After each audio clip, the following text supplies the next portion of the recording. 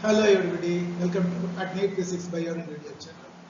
In today's video, we are going to solve an MCQ in nature of physical world and measurement.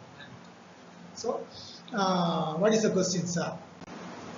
The question is, the unit of thermal conductivity is what? Number 1, joule meter Kelvin power minus 1. Option 2, joule meter power minus 1 Kelvin power minus 1. And number 3, watt meter Kelvin power minus 1. And number 4, watt meter power minus 1 Kelvin power minus 1. Of course, if you know the value, you can easily take the correct answer. Of course, this question has been asked in the NEET examination in the year 2019. Anyway, let us solve the problem through some definition of thermal conductivity. What is thermal conductivity? Thermal conductivity is the rate at which heat flows through a material per unit area per unit temperature difference. What does it mean by rate at which heat flows? It means what? The quantity of heat energy.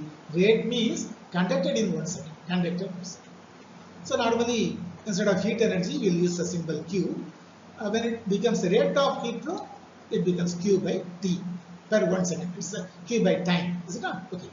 So this Q by T is equal to K into A area into T2 minus T1, the temperature difference, divided by length of the material.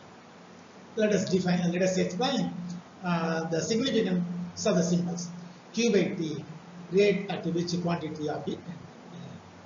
So what is heat energy? Unit of heat energy? Joule. By time, second. So joules per second, this is equal to 1. And the RHS, A area, square meter. What is K?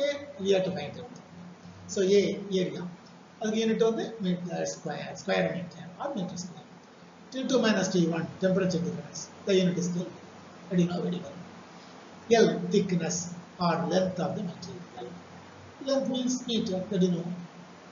So now we have K, you keep K on one side and put the other things on the other side. Other side Q by T.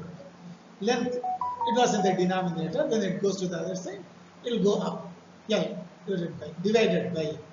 And a male numerator area. When it goes to the other side, it will come to the denominator. A into T2 minus T. So now you write the unit for RHS, then you will get the unit for thermal conductivity, which is in the left hand side.